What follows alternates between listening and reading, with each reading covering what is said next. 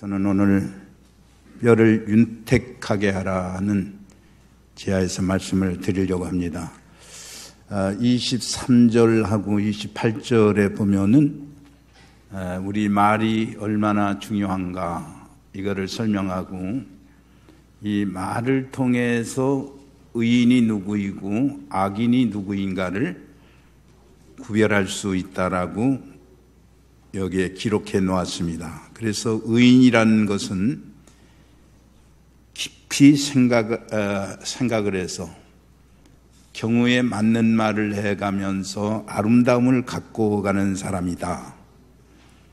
그러나 그 반대로 악인이라고 하는 것은 입으로 악을 쏟는 사람이다라고 그렇게 23절, 28절에 기록해 놓았습니다. 우리는 지금도 마찬가지지만은 참 어렵게 살던 때에 잘 살아보자 하는 슬로건을 내걸고 많은 노력을 했습니다. 돈을 모으려고 애를 썼습니다. 그리고 명예를 얻기 위해서 발버둥 치고 못할 짓을 많이 해왔습니다. 요즘도 온 나라가 시끄러운 거 보면은 이 드루킹이라고 하는 사건인데, 이것은 인터넷 사이트로 부당한 여론을 조성해가지고 불법적으로 선거운동을 하고, 그래서 어느 조직에게나 개인에게 이윤을 주어서 그 공적으로 정치적 실리를 취한 것, 누구를 부탁하고 또 누구를 풀어주라고 하는 그러한 간접적 또는 직접적 영향을 미친 것을 말하는데, 이렇게 불법적으로 한 일에 대해서 법적으로 조치를 해야 된다. 그래가지고 국회가 시끄럽고 온 나라가 시끄럽습니다.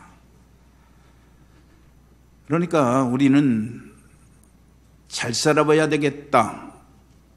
우리가 다른 사람보다 많은 것을 모아야 되겠다. 명예를 얻어야 되겠다는 그런 생각에 집착하다 보면은 사실은 이런 것에 너무 집착하는 것이 얼마나 부질없는 것인가에 대해서 잊어버리곤 합니다.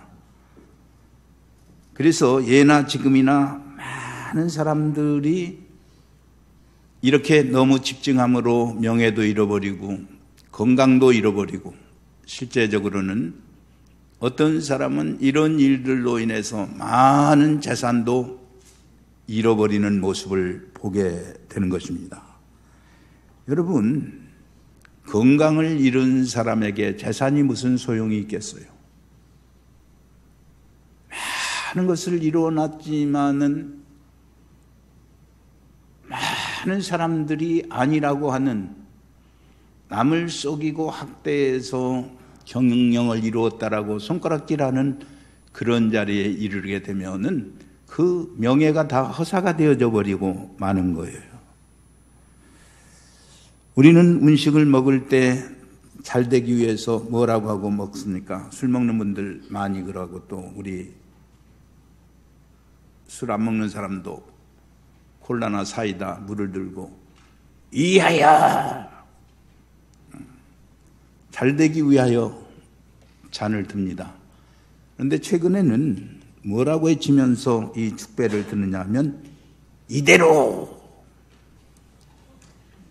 이대로라는 그런 이제 소리를 치면서 이 축배를 들게 되는데, 무슨 얘기냐면 돈 좀 벌 만큼 벌고 여유도 생겼는데 건강이 따라주지를 않고 늙어 쇠약해지기 때문에 쇠약해지지 말고 지금 이대로만 지켜달라는 그런 얘기입니다. 그래서 서글픈 이야기이면서도 다른 한편으로는 생각해 보면 은혜스러운 이야기가 되기도 한다는 말입니다.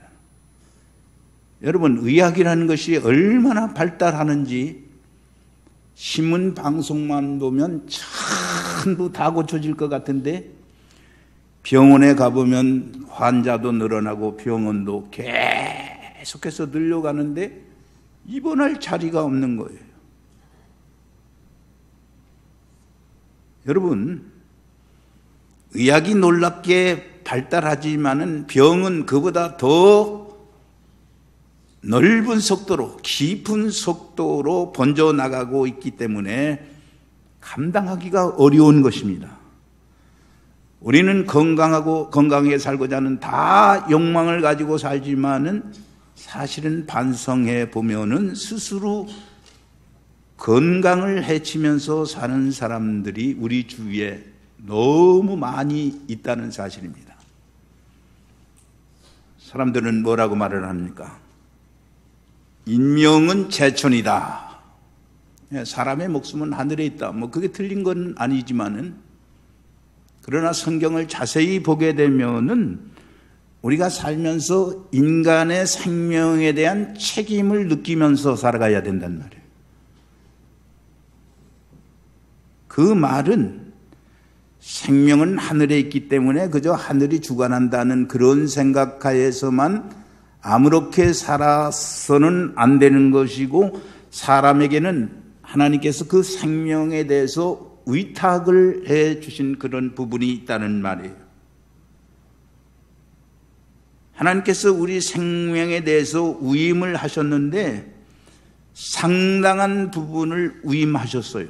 예를 들어서 에덴 동산에 인간을 창조하실 때 모든 것을 갖춰 놓으시고, 각종 실과 동산의 각종 나무의 실과는 내가 임의로 먹되 선악을 알게 하는 나무의 실과는 내가 먹지 말라. 먹으면 정령 죽으리라. 창세기 2장 16절 이하에서 그렇게 말씀하셨어요. 복잡하게 생각할 것 없습니다. 이 말씀은 무엇을 우리에게 의미하느냐면, 내 생명 내가 책임져라. 저것을 먹지 않으면 살고 먹으면 죽을 것이니 내가 선택하라 하는 이 생명의 위임이라는 것을 우리는 알아야 되는 것입니다. 지금도 하나님께서는 말합니다. 왜 살기를 원하면서 죽음의 길로 걸어가느냐? 왜 복된 길을 말하면서 망조의 길로 가느냐? 충분히 가르쳐 주었는데도 불구하고 아직도 깨달음이 없느냐고 말씀하시는 것입니다. 신명기 11장 26절, 내가 오늘날 복과 저주를 너희 앞에 두나니. 복과 저주가 우리 앞에 있어서 우리가 복을 선택할 수도 있고, 또 복이 아닌 그런 악을 저주도 우리가 선택할 수 있다고 이 위임하시는 내용을 우리가 유념해야 된다는 말이에요. 우리 하나님은 우리가 병드는 것을 원치 않으시고 건강하기를 원하시는데, 우리는 살 일보다는 죽을 일을 더 많이 선택한다는 말이에요. 우리 예수님께서 이 땅에 오셔서 하신 일이 뭐냐 하면 병 고치는 일을 많이 하셨습니다. 귀신 들린 사람 쫓아내주시고 죽은 사람 살려주셨습니다. 마태복음 12장에는 안식일인데 예수님이 손 마른 사람의 병을 고쳐주었습니다. 바리새인들이 예수님을 죽이려고 모의했지만 예수님은 괴념치 않으시고 당신의 하실 일을 하셨습니다. 우리는 초보적인 것을 생각하지 말고 원천적으로 근본적으로 돌아가서 생각해 보면, 우리 하나님은 우리가 병드는 것을 원치 아니하시고 건강하기를 원하시고 우리가 영생하기를 원하시는 것이 하나님의 뜻이다 하는 말이에요.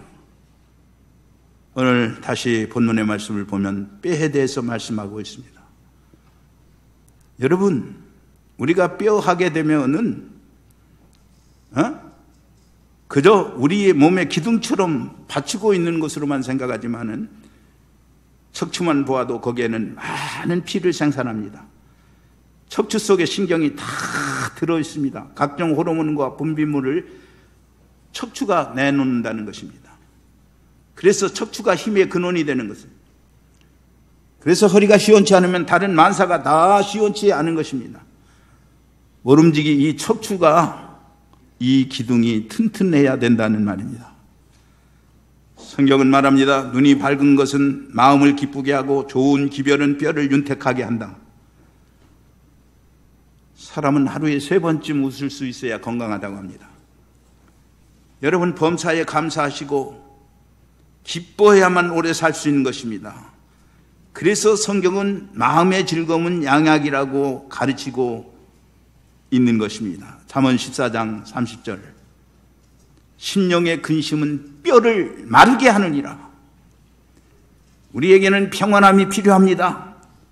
용서할 자를 용서하고 화해할 자와 화해하고야 건강할 수 있고, 불화 가운데는 마음의 즐거움이 있을 수 없는 것입니다. 그래서 오늘 본문에 눈이 밝은 것은 마음을 기쁘게 하고 좋은 기별은 뼈를 윤택하게 하느니라. 이 눈에 밝은 것이라고 하는 것은 좋은 소식 가지고 오는 반가운 사람을 만날 때 눈이 반짝 뜨여진다는 그런 의미의 해석이에요. 여러분, 어떤 사람은 오기만 하면 너무 재미있고 반가워서 그냥 오면 눈 뜨고 쳐다보지만, 어떤 사람은 들어오면 시선을 돌릴 수밖에 없는 그런 사람도 있지 않습니까? 그리고 마음을 즐겁게, 이 눈이 밝아지는 것은 마음을 즐겁게 한다는 말. 뼈를 윤택하게 한다는 것은 반짝거리게 한다, 윤기 있게 한다는 말이 아니라 넉넉하게 한다는 말이에요. 힘이 넉넉하다. 뼈가 넉넉해진다는 말이에요. 여러분, 뼈를 검사해보면 다 똑같은 뼈가 아니에요. 그 밀도가 다 다른 거예요. 정말 굳어서 아무리 넘어져도 받쳐도 부러지지 않는 뼈가 있지만, 가만히 제자리에 넘어져도 부러지는 뼈가 있다. 왜 그렇습니까? 그 뼈 속에 골수가 차여있지 않기 때문에, 윤택하지 않기 때문에, 비어있기 때문에 그러는데, 그것이 왜 그렇게 되느냐 하면 좋은 기별을 많이 받지 못한 그런 영향이 있다는 걸 성경은 지적하고 있는 거예요. 그래서 여러분이 알아야 될 것은, 신앙생활하면 소망이 있고 기쁨이 있고 이 십자가의 은혜에 감격해서 다른 사람이 느끼지는 행복을 느껴야 되는데, 전혀 신앙생활에도 그게 아닌 삶을 살면 예수 믿어야 될 아무런 의미가 없는 거예요. 구원이라는 것은 간단히 그저 아무렇게나 살다가 천국 가는 게 아니라, 삶의 여러 가지 것이 우리의 삶에 따라와야 구원이고, 예수 잘 믿는다는 것은 그런 것이 겸비되어야 된다는 말입니다. 종교개혁자인 마틴 루터는 병에 대한 가장 좋은 처방은 요한복음 3장 16절이다. 하나님이 세상을 이처럼 사랑하사 독생자를 주셨으니 누구든지 저를 믿는 자는 멸망치 않고 영생을 얻는다는 그 말씀이 우리 인생에 있어서 가장 병에 대한 좋은 처방이라고 말한 것입니다. 십자가에 나타난 하나님의 사랑, 우리를 그 십자가를 바라봄으로 말미암아 용서해 주신다는 그 사랑 믿는 그것이 가장 양약이 되고, 이것이 우리에게 좋은 소식이 된다, 복음이 된다는 사실입니다. 오늘 성경 말씀에도 보면 생명의 경계를 듣는 귀는 지혜로운 자가 있느니라. 생명의 경계를 듣는 귀는 지혜로운 자 가운데 있느니라. 훈계받기를 싫어하는 자는 자기의 영혼을 경히 여김이라. 견책을 달게 받는 자는 지식을 얻느니라. 그리고 겸손은 존귀의 앞잡이니라고 그랬어요. 여러분, 오늘 우리는 부모가, 선생님이 나에게 때리는 것, 야단치는 것까지도 좋게 받을 수 있는 사람이 훌륭한 사람이 되는 거예요. 악심을 가져가지고 튀져나가고 대항하고 늙어봐라 하는 사람, 그 인생이 열리지 않는 거예요.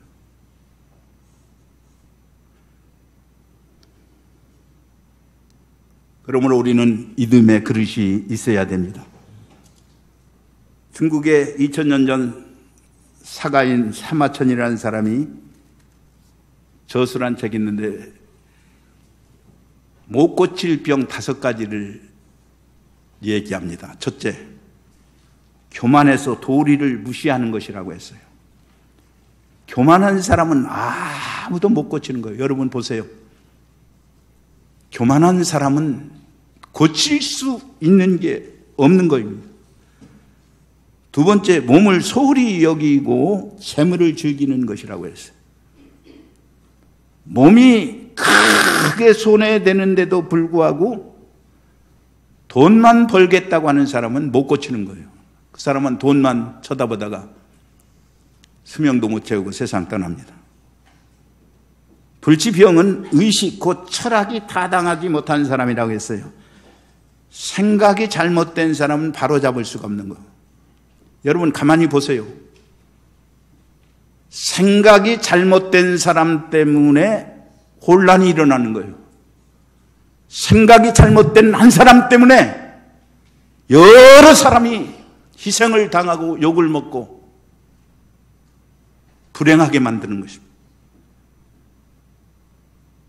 그 다음에 네 번째는 오장이 합병하고 기운이 불안정한 것이다. 그렇게 했는데 이거는 좀 어려운 얘기 같습니다만은 우리 오장육부라고 그러는데 거기에 이제 병이 들고 기운이 불균형이 생겨서 이루지 못한다는 것은 겉이 다 병세가 형용이 쇠약해서 정말 얼굴로 봐도 이거는 병색이 너무 많이 깊어져 있는 사람은 한계를 넘은 것이기 때문에 이거는 못 고친다는 얘기예요. 그러니까 병이 아주 깊게 놔둬서는 안 된다는 얘기예요.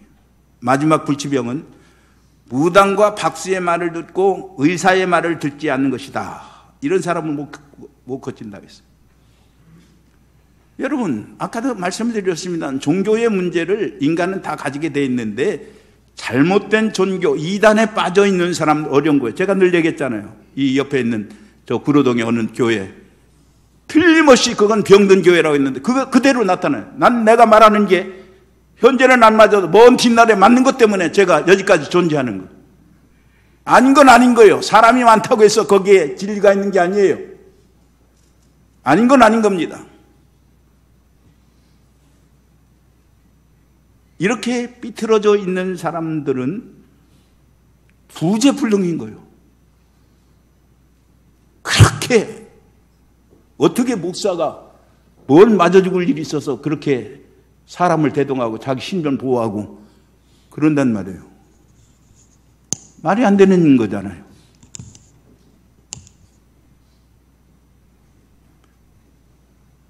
어쨌든 오늘 우리는 항상 내 마음속에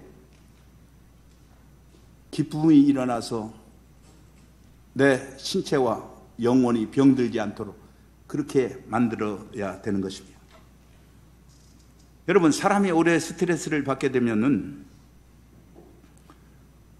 부신 피질 호르몬이라는 게 이제 나오게 됐대요. 내가 우리 집 사람한테 의학 서적을 그거를 내가 확인시키느라고 내가 2번, 3번 읽어보라고까지 했어요.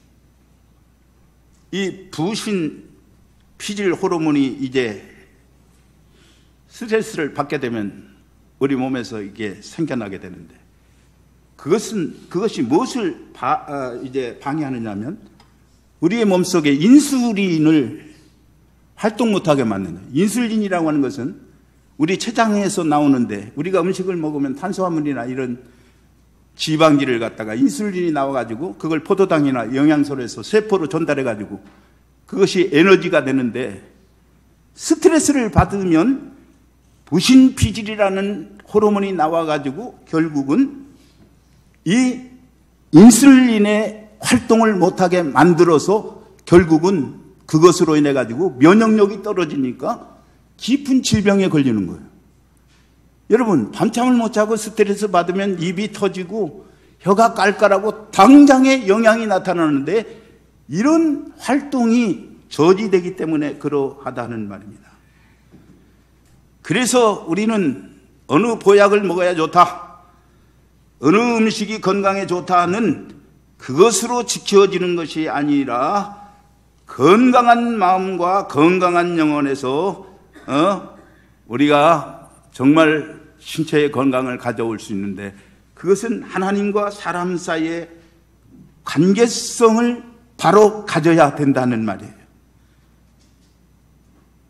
그래야 우리의 온전한 구원이 이루어지고 심령이 건강하고 정신이 건강하고 몸이 건강하고 온 인격이 건강한 화평의 사람, 자유의 사람, 희락의 사람, 이 성령이 충만한 사람이 될 때에 우리는 다른 사람에게 좋은 지배를 할 수도 있고 내가 스승이 되어서 그 사람을 일깨울 수 있게 되는 것이고, 그러므로 인해서 그 사람이 감격해서 많은 것을 베풀 수밖에 없는 것입니다.